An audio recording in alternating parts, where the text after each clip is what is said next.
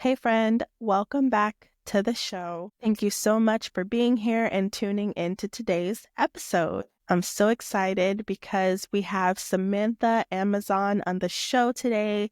Samantha is the founder and owner of Wicked Scent Company, which is a fabulous brand for all of your aroma and scent needs. I had the opportunity to attend one of Samantha's maker workshops in December 2024 and make my own candle and make my own room spray. And I only found out about it because of my best friend, Michaela, who many of you may remember as a former co-host of this show. She is interested in making candles, and she found out about the workshop and asked me if I wanted to join, and I said yes. So we went and we had the best time. And once the workshop was over, I knew immediately that I wanted to have Samantha on the show. So I asked her and she said yes. So this episode is a result of that, and I'm so excited to get into today's conversation. So without further ado, let's jump in. Hi, everyone. Welcome back to the Prolific Hub podcast. I'm your host, Aaliyah Cheyenne, and I'm so excited today to be joined by Samantha Amazan. Hi, Samantha. Hello, everybody.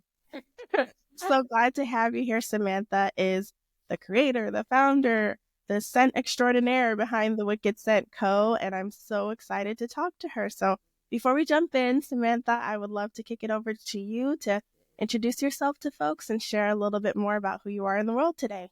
Who I am in the world today, that is a loaded question. I'm a Black woman in the world today. Let's start off with that.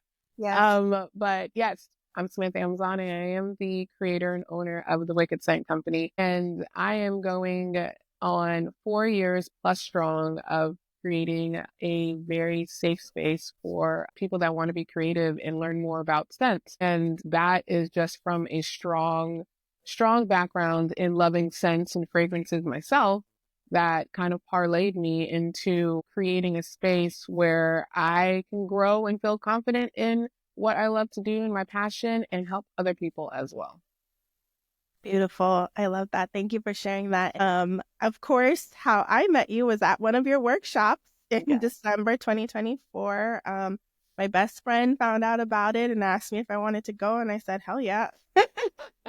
So we went, and it was beautiful. I got to make my own room spray and candle. I ended up gifting my candle to my dad.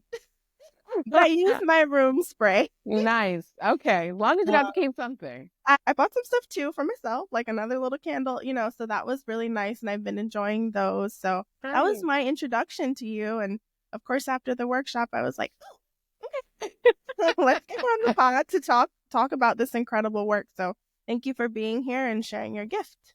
Oh, no. Listen, it was more of a privilege for me when you asked me than it was. I'm sure you're like, oh, I'd like that person. I'm just like, me? No, thank you for the ask. And yeah, our maker workshops I'm so glad that you got to experience it, especially with your best friend. And I mean, it's such a unique and inviting and comforting experience. And I love when people bring people and just say, let's do this, let's just hang out and create something. And that was the goal when I started these maker workshops. Yes, I love that. And shout out to Michaela, my best friend, for bringing me there.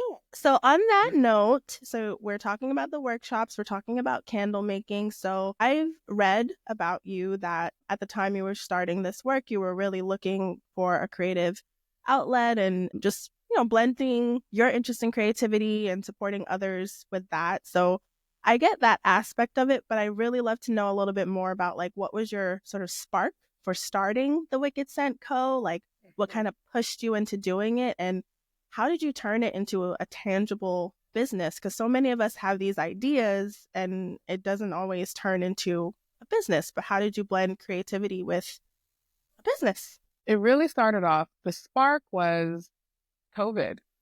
And I'm sure that is a spark for a lot of people, a lot of, now small business owners, entrepreneurs. That was the spark. And honestly, it always takes something big and drastic to kind of push you over from your comfortability to something that is unknown. And I already knew I had that creative streak in me. I already knew that I like to, create things with my hands and create something out of nothing. I always had that in me, but that spark, that what pushed me to actually create the Wicked Scent Company was COVID. And it was the unlimited time to really sit with myself and create something. And because I had the unlimited time, I was sitting at home and the world is sick, everyone is sick. And then you're just starting to notice when you start to slow down from when you were hustling, bustling, you start to slow down, you start to notice things. What I was noticing is that the candles that I loved, that I had all over my house, that I'm now sitting in my house 24 hours with, I was starting to get sick from them. And I just Mm. couldn't understand what was happening. I'm thinking COVID, oh no, I got COVID, I got the vid. Yeah. But Yeah. it wasn't that. It was literally everything else. You don't realize things are happening until you actually have to sit down and address it Yeah. and make the space for it. And so with being in my house, not being able to, have fresh air, be outside, I was noticing I was in my space with all of these toxic things that were happening to my body. And I wasn't even realizing it until I had to face it. So I was like, that's weird. I'm getting headaches all the time. You start to notice I'm only getting a headache when I have my candle burning in my room and whatever that may be. And so I started reading and researching it, and I'm a big, I'm a nerd. So I started digging and I was like, Yeah. why is this happening to me? And then, people are like, yeah, well, it happens. People can get some kinds of medical reaction to candles, and it's because of what the candles are made with. And then I started digging into that, and I found out that candles can harm you. Candles are harmful. They have carcinogens. They have, harmful chemicals that are made with it. Even the base of, not even the fragrance, but just the actual base of the candle is very harmful to you, depending on what that base is and what it's made from. So I started to realize that there are all natural um, ways to create candles that won't harm you, and you can still enjoy your love for a candle and bringing a candle in your house. So when I figured that out, I was like, oh, okay, let's see about that. And then there it goes. That was a spark. When I created my one candle, I was like, it can't be that hard, What is the saying? If a man can do it, it can't be that hard. I was like, it can't be that hard. Let me try. Well, I got nothing but time. So I created my first candle and I was hooked.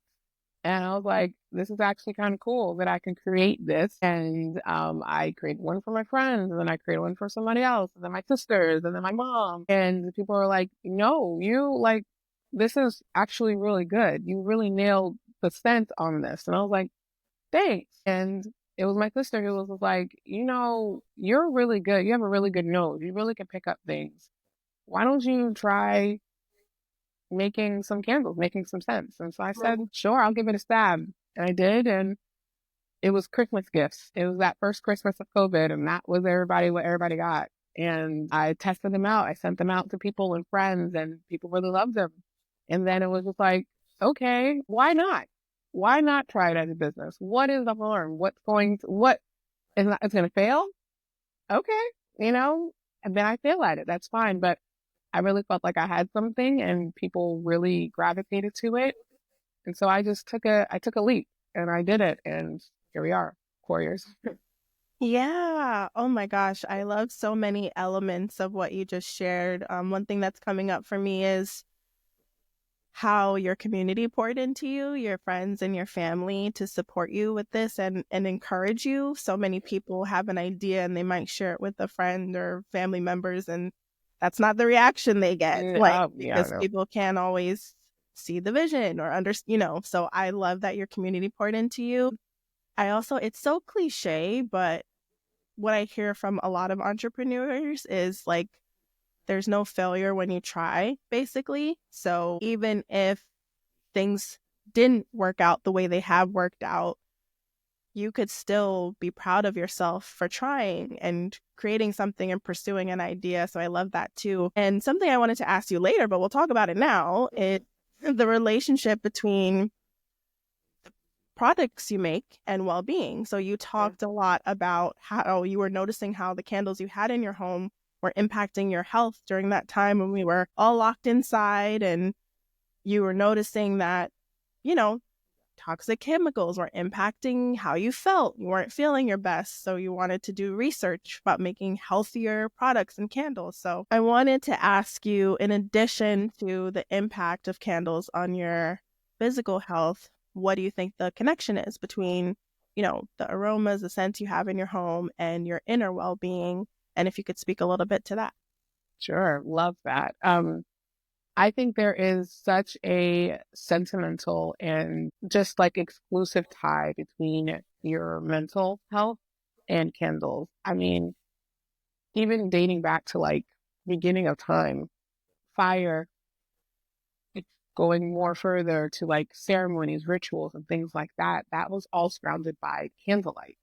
It's something about burning a candle and finding inner peace or inner connection with something is just laced throughout time. And it is a special connection. It is something that I love tapping into because it helps me, And when I create things, when I create my candles, I always say, I put intention into it. And it's for that because whenever you light a candle, you're supposed to light it with intention. What do you want this candle to do for you? It's not just a source of light, right? It also pours back into you too. It's almost like a beacon of some sort, right? To represent something. I light a candle when I need to feel comfort. I light a candle when I need to focus. I light a candle when I need to relax. I light it, I tie it to things that I want or would like to happen. And I mean, it's not, it's when people think about like manifesting and things like that, it's not uncommon to light a candle when you're doing that. Yes. So a candle is so much more than just what people think it is. It is a definite tire to feelings, emotion, and special well-being. Yeah, I love that so much. And it's making me think about when I light candles, how that makes me feel too. I know when I want like just a cozy, relaxing self-care evening I light a candle for that. I know when I'm sitting down sometimes and I'm journaling or maybe reading, sometimes I light a candle for that because there's something about the flame and the aroma that helps to set the tone for the type of space I'm creating. So I love that, and I agree with you. Thank you. Yeah. So even in you sharing that response and just talking about how we as a people have been so attached to flame from the beginning of time, or to, fire and candle and scent and all of those things, it makes me think about the aspects of candles that make us recall like feelings or memories or emotions. And I think you leaned into a little bit of that too. Like even in reflecting back on your workshop, that was a feeling and a memory for me with my best friend. So I would love to speak a little bit more about how, candles can help us tap back into our memories and our feelings, and any thoughts you have on that. Oh my God, it's like my favorite topic to talk about. Like as a candle maker, it's my favorite thing to talk about because scent is the utmost first best tie to memories. Yes. It literally, you can smell something and it will immediately send you back to the moment that you first smelled it or the moment that is most, forefront to you. Right.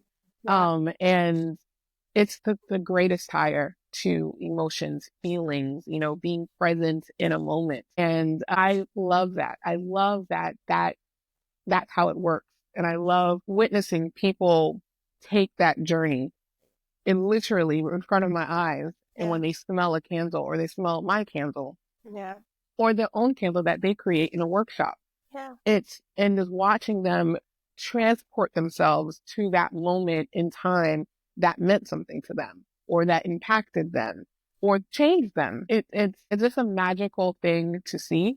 And I don't think a lot of people see it.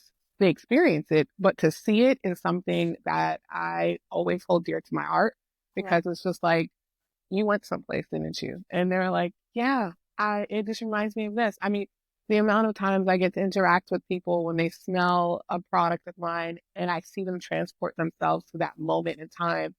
And and I was like, where did you go? Or how do you feel? Like, what did you, and I ask these questions and they get emotional and they're like, this smells like my grandmother's house, or Hmm. this smells like my mom's house, or this smells like that one trip to Mexico that I went to. That was the best trip I ever been on, or this smells like my boyfriend, or this smells like, this smells comforting. Like this Yeah. smells like something that I want to burn all the time in my house because I feel warm and comforting when I smell this. So it's just so magical that scent can do that for people. And in different vehicles, modes of vehicles, not just a candle. It could be a room spray. It could be a perfume. It could be anything involving fragrance and scent. That's what it does to people. And that's why I love working with fragrances and scents. It's just amazing. Yeah, that's really powerful. I love that a lot too, and it also makes me think about when scents have reminded me of something comforting. Like I randomly will get whiffs of scents sometimes, not often, and it'll automatically transport me back to like a childhood family friend or a space I've been in before, and it always Yeah, makes me think of those memories of that time. So it's really powerful, it is. it's a really powerful tool and vehicle for so many things for our Yeah. inner well-being, for our health when they're healthy, and for, our memories and our emotions. So I love that. Yeah, it's great. I literally could talk for hours about how that connection and talking to other people about how they connect scent to different things and Yeah. memories and things like that. And it's like the blooming flower because people Yeah. just open up, and it's also it's an icebreaker. Scent Yeah. can be an icebreaker, Yeah. and people don't realize that. I was like, yes, it can. Like if Mhm. someone smells your perfume when you sit down next to them or about to have a conversation with them, the next thing you know, it opens them up to have a conversation, and then it leads into something else. And it's like, what other thing does that Yeah. naturally, right? Yeah. And it's amazing. And there's so many levels and layers to it. And I know it's enjoyable every time I experience something new when it comes to scent and fragrances. Yeah. I would love to ask you, um, if you're comfortable sharing, is there a particular scent that reminds you of something comforting? Yeah. I There's two. Yeah. There's two different stories, but my one thing and why I love having this particular scent in my collection Hmm. is my rose and orchid. Yeah. And my rose and orchid candle, I love it is because of the rose. And I'm a huge floral girl, but rose has a special place for me because rose is something that I relate to my mother. Yeah. And my mother, growing up when I was a kid, she got me into fragrances and scents, things like that. She had an extensive perfume collection growing up, extensive. And I used to just love playing with it, all the bottles, the different shapes, the different smells, and things like that. And she would have so many. And I'm just looking at her like, there's no way you can wear all of these. Like, how do you wear all of these perfumes? Yeah. And she was like, I wear all of them. It's just different times calls for different perfumes. She was like, and she's always tell me, never leave the house not smelling good. Like you Mm. should always leave the house with some perfume on. No Yeah. matter if you're going to the store, no matter if you're running errands, whatever it is, never leave your house without some perfume. So she Yeah. was like, there should be a time for you to wear all of this, Hmm. and she would let me play around with it. She would let me, try different ones on. But I would always remember that she would always have a rose scented soap in the house. Like Mm. that was her soap.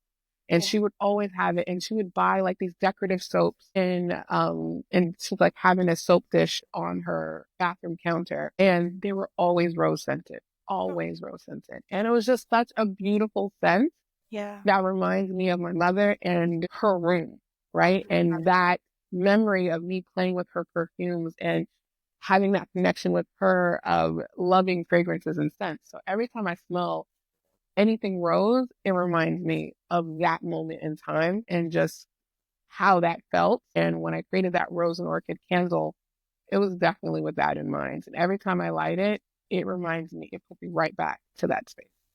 I love that. Thank you so much for sharing that. That's such a No, sweet memory and sweet story and a connection to that scent. So thank you for sharing. no problem. Yeah.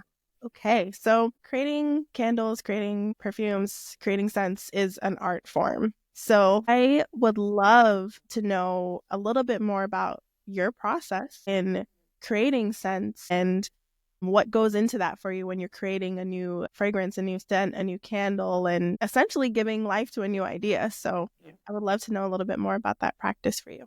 It's just that, creating life to an idea. So I usually start off with the question of, what would that smell like? And Mm. that usually leads me into a thought process of, what would that one experience smell like, place smell like, food smell like, things like that. And then I go a step further and think, where, if it's a place, like when they smell this, I want them to immediately go to this place. When they smell this, I want to immediately say, like, I can taste this, you know? Or so that is the thought process in the first place. Usually it happens randomly. Like, I can, for example, my cocktail collection was literally me sitting down at a bar drinking. I was sitting at a bar drinking my regular tequila that I love, and then I saw someone have it was summertime, and I saw someone have a frozen margarita, and I was like, and one of my friends, he loves margaritas, loves frozen margaritas, so you're drinking it, and I was like, I wonder what that smells like as a candle. And Hmm. he kind of looked at me like, who asked that question? I said, I don't know. I wonder what that would smell like as a candle. Yeah. A what would a margarita smell like as a candle?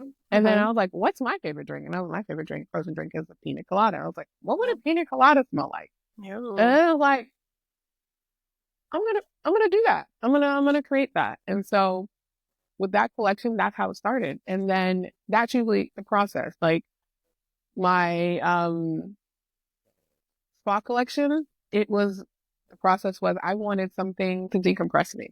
I wanted to feel like every time I lit one of those candles, I immediately got transported to a spa Yeah. scenario. Like, what do you feel like? What do you see? What do you smell? All of the senses, I wanted you to feel that when you lit the candle. So Mm-hmm. that's the thought process I have every time I create a scent, is I want to be able for the person at the end to feel all of this, to see all of this. And then once I get through that, that's when I sit with myself and I say, what is the intention of this candle? What is the intention of this scent, right? If my intention is that I want someone to feel comforted, I want someone to feel whole, I wanted someone to feel grounded, Yeah. then that's the intention I'm going to put into creating this scent. Yeah. And the ingredients and all of that comes with finding something that associates with that, finding a scent that associates with whatever I'm trying to create. And I want it not to be close. I want to be nail on the head. Because Hmm. that's me. I am a recovering perfectionist. So Oh. it has to be nail on the head for Yeah. me to be able, like, this is it. Because I don't want someone to smell something and be like, that doesn't smell like pina Mm-hmm. colada. You know what I mean? Yeah. I don't want that. I want them to be like, yes, that is a pina colada. Like, I Yeah. can taste it. I can smell it. I'm there. I Hmm. have the cup in my hands. So that is my process. And I will always, always, always ask the question, what does that smell like? Where do I want them to go? How do I want them to feel? And what is my intention with this set? Yeah. That is quite a process. I love this story of going to sit at the bar and, seeing what others are having and being curious about what that would be like as a candle and like asking that question and your friend being like, who would ask that? And like, yes, the person who The is in this person, person with vision, the yeah, person with, who does this. duh, Yeah. And, there's such an art, but also a science to doing this and perfecting it the way you said. And that phrase, recovering perfectionist, my mentor works in that space a lot. She's writing a whole book around recovering from perfectionism and everything. So so many of us, especially as Black women, know that so well. Yes. Yeah. In so many spaces, like there literally is no room for error because people are already looking for us to screw up. So Yep. Big I time. get it and I Yeah. understand it, and just the art and the creativity and the science that goes into giving a new scent a life. And yeah, that's really incredible. It's a process, but it's a rewarding process because it's like when you nail it, it's like the best feeling when you nail it. When you're like, yes, I put my foot in that. That smells like what I wanted it to smell like. Yeah. But with that comes a lot of trial and error. A lot. And that's why I say recovering perfectionist, because at some point you're Yeah. gonna have to be like, this is okay. Yeah. It's about as close as am I gonna get to it. I mean, do I Yeah. like it? No, but this is about as close, because then I'd be going on forever until I find it. I mean, and I have to learn this is about as perfect as it's going to get.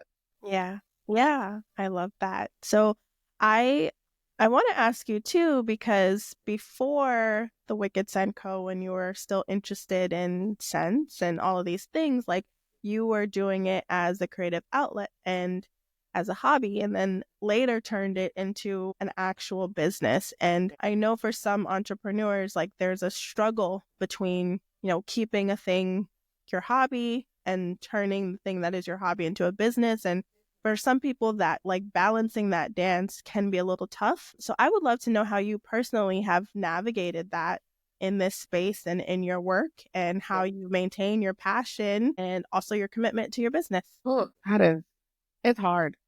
It Uh-huh. is hard because yes, not every hobby can be a business, you Yeah. know? And a lot of the times some things are just hobbies. Yeah. And you just got to leave it at that. What I will say is that one advice that actually the bank actually told me this. Oh. When I went to go create the LLC and, get the bank account and all that stuff, the bank told me, they're like, listen, we consider all small businesses, entrepreneurs, everything hobbies until they reach about 3 years of business. Mm-hmm. It's considered a hobby that you're getting some funds for. It's not considered an actual business until 3 years of profits before you can actually say this is something you want to keep going and do as actual business. If that bank person didn't tell me that, I would have been like, oh, I'm doing this. I'm doing, Yeah. which I did, but I kept that in the forefront of my mind. I have to make consistent profits for 3 years. Yeah. Otherwise, this is considered a hobby. I need to go ahead and just say this is a hobby that I can every now and then sell some things, do some things, and then keep pushing, right? But because that bank person said that to me in the beginning, year one, beginning of year one, said that to me, and I had that in the front of four of my minds, that pushed me to make sure that this was not just going to be a hobby for me. Yeah. It almost turned like a switch in my mind. Do I want this to be a hobby or do I want this to be an actual business, right? Yeah. That's something that you have to ask yourself. If he never said that to me, then I would have just been like, I probably wouldn't have the drive to push past that 3-year mark and say, this is what I want to do. This is the business that I want to have. And yeah, like I said, this is year 4 going on year 5 this year. Congratulations. Thank you. Yeah. It did take the 3 years of me pushing Yeah. to say, no, this is what I want. This is what I want to do. This is the business that I want. I tell people that want to take a hobby and turn it into a business. I say, keep it as a hobby. Push for those first 3 years. If you see actual profits, if you see consistent profits, then keep pushing Yeah. and turn it into a full-fledged business. And don't look back. Keep pushing, keep going. That is the only way that I can balance that, knowing that. But once you start, it really is something that kind of just takes over. And pretty fast that this is now going to be a business rather than a hobby. Yeah. You have to want it. You have to really, really want it and do it. You're working 24 hours a day sometimes, technically, but like 18, 20 hours. Yes, you're working. You push more for your own business than you would do some business that's paying you, right? Yeah.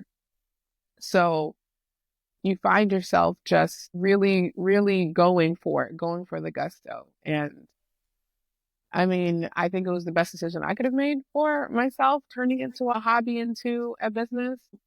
But I also say that if you don't have the entrepreneurial spirit, it's okay to just have a hobby that Yes. people pay you for every now and then. It's completely fine. Yeah. Truly and honestly. Like, if you do not have that entrepreneur, if you don't have that drive, that push, if you don't want to work 18, 20 hours plus, because most of the time you are probably working to keep yourself, and this is a hobby, right? This is not your job. This is a hobby. So you're doing two things at the same time. If you don't have that entrepreneurial spirit to push to keep going, then just make it a hobby, and it's completely fine because that's extra money in your pocket, but it's not an actual business, and that takes a lot more. Yes. Yeah. There's so much rich and sound advice in that. I've heard certain things, like people will say sometimes, a business might be in the red for a long time before they're, above ground, like floating above water. Yeah. And for some people that takes 3 years, it might take 5 years, It that might might take take more, 10 yeah. years, it might take longer, and you have to be really committed to that process. But that's very interesting that bank representative shared that piece of advice with you about how banks view small businesses initially, like, before they're turning like 3 years worth of profit or before reaching that 3-year mark. Like, that's very interesting. I hadn't heard that before. So that puts a lot into perspective too. And we talk a lot about the creative spirit on this show, and the entrepreneurial spirit on this show too. And I do share often that sometimes there's a difference between just doing something creative and doing it as a hobby and pursuing something as a business. And it's very important for each individual to make that distinction for themselves. So I love the way you broke that down and shared your experience, but also you give advice to anyone who might be considering like what to do. So thank you for that. Thank you for sharing that insight and your experience as well. I always say, try it once. Try it. But what is the harm? Try it. But you have to be truthful with yourself of what you're walking into and what you're really doing. Yes. And if that's not for you, it's okay. That's not a failure because you did try, and you said to yourself, this is not something I want to do. I don't want to work all day, every day. You know what I mean? I don't want to do that. And that's completely fine. Everyone is not supposed to be an entrepreneur. Everyone's not supposed to do that. And it's okay. And I find the hustle culture toxic. You know what I mean? Yeah. As I get older and I'm actually in it, it is toxic. And don't let, what you see, move you to make decisions in your life that doesn't fit your life. It's okay to not hustle. It's okay to just be, it's okay to just be, just survive, just pay your bills. It's okay. You know what I mean? You do not have to hustle. You don't have to have 3, 4, 5 jobs. You don't have to be an entrepreneur. You don't have to be, a small business owner if that's not what you want. You have to want it for it to actually work for you. Yeah. Yeah. I think that's so true. I'm like, my undergrad was for sociology. So I pay attention a lot to things that happen in the world. And with this whole like hustle culture thing, I think to myself sometimes there's one aspect of it that's like just super trendy. Everybody's doing it, so other people feel like they have to do it too. And then there's the other like real reality of it, that a lot of people are doing that stuff because they're struggling. Like they feel like they have to do a million to keep a roof over their head. And then there's the other side of it where it's just like, well, what are you doing in your 5 to 9 after your 9? Like there's two sides of it, and it gets overwhelming. So I just it's fun. I just like you can relax. My 9 to 5 is curling in a ball watching TV. I was really binge watching TV. And I was fine with that, So it's toxic. And you're definitely right. It's the two different views, the other side of the coin. The grass is greener. There's all the metaphors. Yes, it applies to this, and you just gotta find where you fit. If it Yes. does not fit into your life, it does not fit. And Yeah. you're spot on the people that have the 5 jobs, maybe because they need the 5 jobs. You know Yeah. what I mean? It's not because they want to. It's Yeah. not because they want to hustle and Yeah. do all this. No, it's because that's how they're able to survive in Yeah. the world that they are in. And Yeah. I'm pretty sure if they had a choice, Mm. they wouldn't want to have 5 jobs and hustle. They want to have the soft life and just sit and veg out on the couch like you're doing. You know, Yeah. it's Yeah. so it's okay. My life is different than your life and their life and all that other stuff. You see me hustling, Yeah.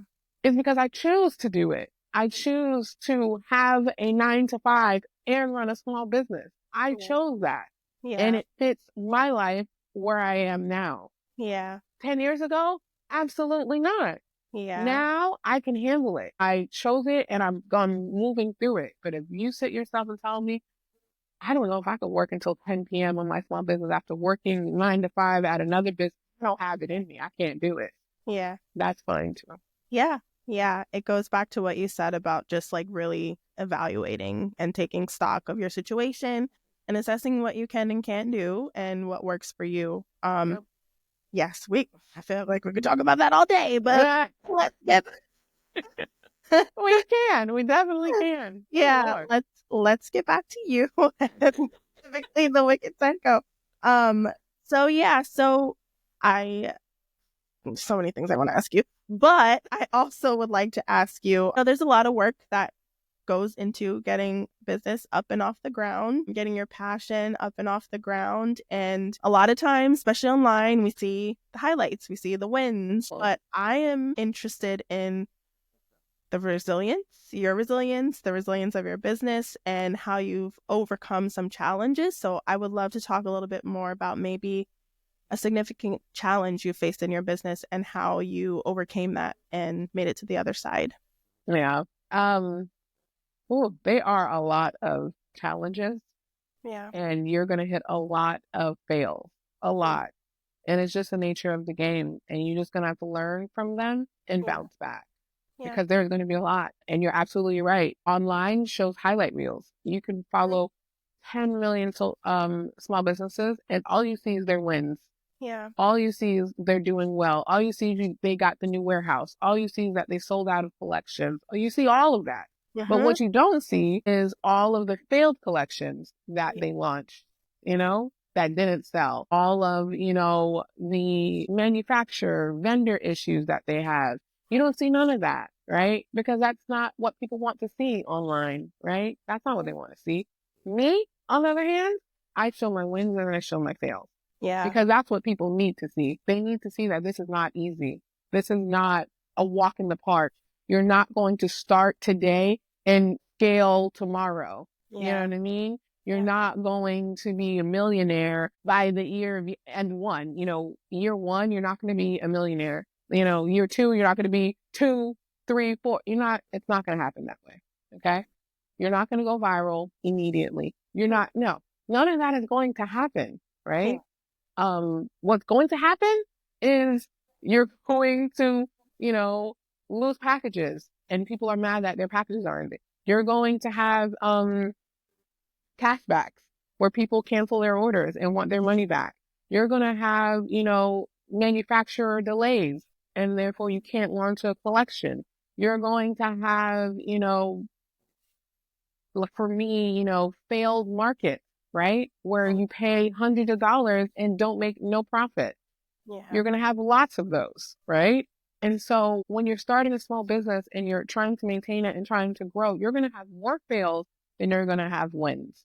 You're Yeah. just going to have to learn from them. And one of the biggest challenges for me was finding my audience, right? Finding the people that actually want to experience my products Mhm. or experience my workshops, right? Markets and pop-ups were the best thing that ever happened to my small business because I got to be in front of people in real life, talk to them, let them interact with my products and things. But it's also hard because you don't know what market you're going to do well in and what market you're not, right? Mhm. You're pretty much at the mercy of the producer of these markets or these pop-ups of, traffic and, all these things. You're at the mercy of that to see what will work. A lot of the times you're joining markets just to see. Mhm. So it's an investment that you're hoping you're going to get a return on. Most likely you won't, and being okay with that. And a lot of people, I've witnessed markets where I see people not sell a thing. Mhm. And Mhm. I'm just like, I know how much they paid to be here Yeah. and they didn't sell anything. I'm sitting across from them watching nothing. And it's like, it can get very discouraging. It can Yeah. get super discouraging because you're thinking, now you have imposter syndrome. Like, I thought my Mhm. products were great. I thought I was Mhm. doing something. But Oof. then I'm in front of people and people do not want this. And it's not necessarily they don't want it. It's just necessarily that this is not your audience. And so that was the biggest challenge for me, was trying to find who is my audience, because having multiple failed markets and pop-ups was a gut punch to me. Okay. It was a definitely gut punch, but I quickly course corrected because I was just like, I can't keep shelling money into something like this and not getting anything back. Right. Right. So that is one of the biggest challenges, because it's really the unknown. It really is. And you can think that a market is going to go really well and then it doesn't. Or you can have a market that you sell out every year. In 1 year, no. Yeah. It's so, it's super challenging to have to figure all of those things out when you're building your small business, Mhm. when you're creating it from the ground up. Yeah. It's just, a challenge after challenge after challenge. Nobody comes out of the gate with a great idea for a business and hit the ground running and succeed immediately. Yeah. No one. Yeah. Like, even the big Apple, Amazon, all of them, Google, all of them failed for years before they actually made it successfully. And I think Yeah. a lot of people forget that. And it's unfortunate because they see on social media how people are just like, one Mhm. day I am a struggling small business. The next day I went viral and now my business is scaling. I'm making millions of dollars. And so now you're thinking that can happen to me too. And it's like, Yeah. no, no, no, no. Not how it works for most. That's not how it works for most. Yeah. And small Yeah. business will chew you and spit you out Yeah. every time. And Yeah. you just got to create a tough, tough skin and resilience to just keep pushing, because you will break the wall. You will have that breakthrough and it will happen. Yeah. And if it's important to you, and we go back to the last thing, Mhm. if it's what you want and this is what you are pushing for, you will find the breakthrough. 3 years, 5 years, it will happen. Yeah. It's just a constant before you can plateau and be okay. Yeah. Yeah. I think what I want to lean into a little bit more is, you mentioned in that answer that it's forced you to grow in many ways and to come out stronger in many ways. So can you talk a little bit more in depth about how you've grown because of the Wicked Scent Co. and how it's changed you personally? Oh yeah. Oh man, Wicked Scent Co. has groomed me into an individual now that is less worried about perfectionism and more worried about being just present and being okay with what is put out there. Yeah. It's made me less shy and more direct. It's made me realize that hard work takes time. It's made me a more focused individual, because now I'm strewn to many different hats and I'm doing so many different things. Like, my skill set has like shot through the roof, because Yeah. I didn't know I could be a content creator. I didn't know I could be an accountant. I didn't know I can be a social media marketer. I didn't know I can be a PR Mhm. person. I didn't know I can be a CEO, Yeah. right? Yeah. I don't have none of those skills. None of it. Okay. I didn't go to school for Didn't any of it. before. I didn't before. I'm forced to have those skills. I'm Yeah. forced to create those skills, Yeah. hone those skills, and really push. And that's all due to having this company and Yeah. having the Wicked Sun company. It's forced me to look at life differently and to approach life differently.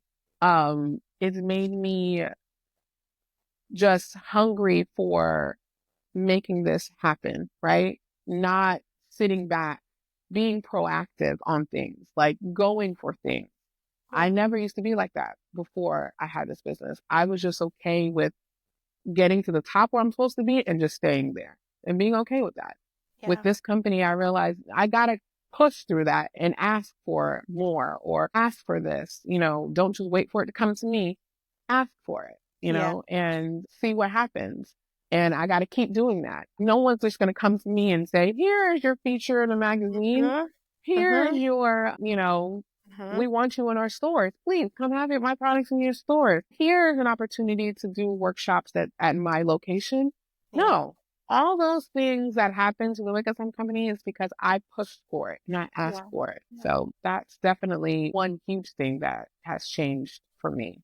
Yeah. Yeah, that's really powerful. You hear so many stories about solopreneurs and entrepreneurs who talk about how they've literally had to build the plane while flying it and learn all the roles and be all the hats and be all the roles. And I imagine that it's forced you to believe in yourself in a way you might not have, throughout your entire life, So I think that's really powerful.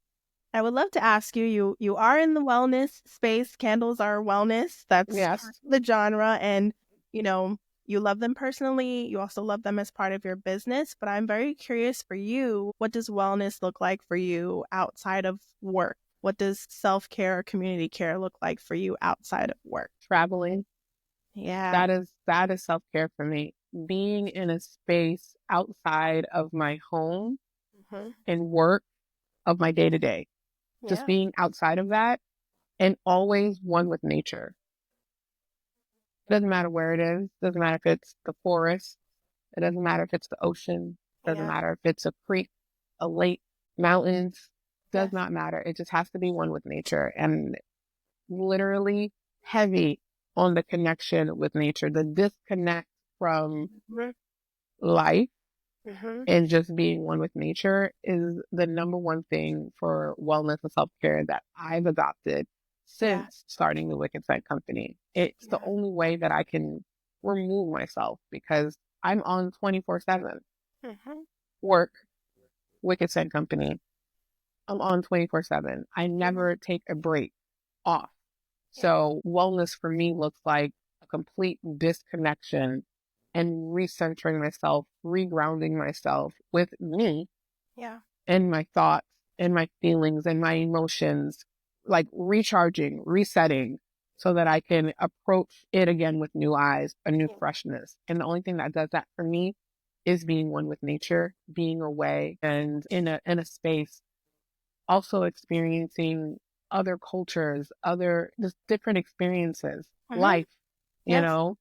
So it just gives you a different perspective when you go back to yours, right? Mhm. So experiencing someone else's life through their eyes, through their experiences, through their culture, then you go back to yours, you're like, this is not that bad. This is not that bad, or I'm grateful for this. I'm Mhm. grateful that I have this. And so having that opportunity is wellness for me.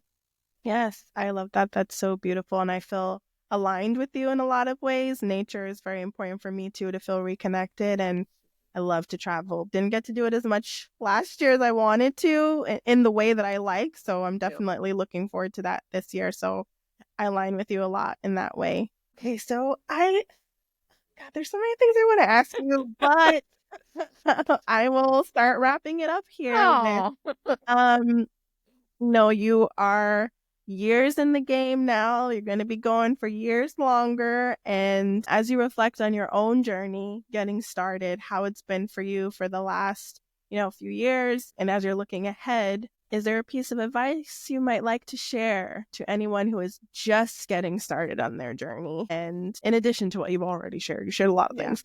But if there was one piece of advice you wish you would have had when you first started. Say, and it's still true to today, just start. Mhm. Just start. Even if it's just an inkling of an idea, just start. Start building it. Yeah. I think a small business is the only opportunity where you can build as you go. You don't have to have everything figured out, done before you do anything. It's it's something that grows with you. And I've never experienced something like that when it comes to being professional and being all that stuff. Because I am a corporate baddie, of course, I still am, right? Yeah. I had to come in prepared for that. There was no role as you learn the position. You had to know the position, and then they hired you, and then you did the position, right? With a small business, you don't know anything until you start. So just start and grow as you go, build as you go. The most important thing is to just start. If you have that idea, if you know you have a passion for something, and you know you have the idea, and you have just kind of a little bit of the framework, just start. Just do it. Just show up. 9 times out of 10, people will gravitate to you because they see that passion, they see that knowledge, they see that drive, and they want to know more. People are naturally gravitate to people who are comfortable and confident in what they're telling you. Yeah. So if you are all those things and whatever that idea is that you think will be a great business, just start. Just start. You don't need an LLC to do anything. You don't need all of that. You don't need a bank account. You don't need none of that when you just start. Look for, if it's a product-based thing, look for opportunities in your neighborhood. Look for opportunities for you to just to show up and just do it. Create a prototype. Create a small batch of products and just go and just start. Start with friends and family. Send it out to them. Just do it. And I'm grateful enough to do that. I did that. I just started. I just did it because I knew I had that passion for it and I knew I had the knowledge for it. Did I know how to start? No. Did I know how to create a business? No. Did I know I needed an LLC? Absolutely not. But I figured it out as I went along, but I started. And because I started, I was able to just jump right into it once I had all those things put into place. And a lot of people are always stuck at the beginning and never starting because they think they need a website, they need a LLC, they need a bank account, they needed this, they needed that, they needed da da da da da da. They need photos. That stuff will come along the way. It will. It will naturally come. Yeah. Naturally. It will just come and then you can just create it. You literally are creating it as you go along. One step, the brick is there. The next step, the brick is there. The next step, and then next you know you have a path, right? Yeah. It will just happen. And you've got to get out of your mind and just start. And don't be scared to start. Just start it, and I will yell that from the mountains every single time someone talks to me about small business ownership or being an entrepreneur. And I'm just like, I think your idea is great. Just do it. Yeah. Just do it. Yeah. And they'd be like, but I don't just do it. And so that's what I would tell I tell every single person that has that. I just do it. Yeah. I love that. That's so good. I was listening to a podcast recently. The guest was Mel Robbins, and Mel Robbins was talking about Nike's phrase, just do it. And she was asking the host, like, what do you think is the most important word in that phrase? And one of the hosts was like, do, of course. She was like, no, it's not. The other host was like, just. And she was like, yes, like Nike actually did research behind that phrase. And the just is the most important word in that phrase because it's beyond motivation. It's more to like action and discipline, and it's the just taking the step, it's the just doing it. So I love your advice of just start. Even in my experience, my first consulting job was in 2020. I didn't form an LLC till 2022. I didn't make my website public until 2024. There you go. There you go. It doesn't happen right away. Yeah, I love that advice. Just start. That's so good. Just start. Yeah. Just start. And we are our own worst enemies. We are our own. We just stop ourselves. We block ourselves. We block our blessings. We block everything because we're so unsure of it. And we don't know. We're scared to fail. Yes. We're scared to make a mistake. We're scared to do all these things. And it's like, once you get over that, life is so freeing. Opportunities are abundant. because you have took away that fear of failing. Mm-hmm. And thankfully, I'm not scared to fail. Was I Yeah. scared to fail before starting my small business? No, I am a perfectionist, so I always come correct, right? Mm-hmm. But Mm-hmm. I was never scared to fail. I was never scared to hear the word no. I was never scared to, you know, not ask for something that I feel like I deserved or wanted. Mm-hmm. So, but I understand for some people that is hard. It's hard. Rejection is hard for a lot of people. Yeah. But I promise once you find a way to push past that, you will realize that there's more opportunities on that side than it is on the other side. Yes. That's so beautiful. What a great way to end. I just want to thank you so much, Samantha, for You're welcome. showing up to talk with me today and share more about yourself and Wicked Scent Company. This has been really incredible. Can you let folks know where to find you, where to buy products, where to support your work, all the things? Yes. So you can find me on all socials, The Wicked Scent, all one word. And of course, our website, thewickedscent.com. And the products are all online on my shop, but I'm crossing fingers. Hopefully we'll get a storefront soon. But yeah, online and on socials. And if you're interested in making anything or just being creative with me, we host, monthly maker workshops in Long Island City at Sanger Hall. So I'm trying to get into Brooklyn too. I'm trying to get into other boroughs, but right Yeah. now we're in Queens and we do a maker workshop every month. I got to attend one in December 2024. It was lovely. I did it with my best friend, Michaela. Yeah. And yeah, it was so good. I thank you so much. I'll be sure to link all of those details in the episode description so folks can find you easily. And this was amazing. Thank It you. was. No, thank you, Leah. This is my first podcast, so I really Woo! appreciate the ask and Yeah.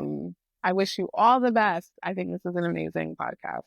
Thank you so much. And this might be your first, but it won't be your last. And we are praying for that storefront. So thank Yes. you. Thank you. Hey friend. What an incredible conversation with Samantha. Samantha, thank you so much for coming on the show to share more about yourself, to share more about Wicked Scent Company, and to share more about your experience as a creative entrepreneur. It's been so wonderful to have you on, and I loved our conversation. Now, if you loved our conversation, please be sure to leave a 5-star rating for the show and a positive written review. Reviews and ratings help tremendously in the podcasting world, so I definitely appreciate you taking the time to leave one. Be sure to share this episode with a friend who you think might really enjoy it. As always, thank you so much for your support, and I will catch you here on the next episode. Bye.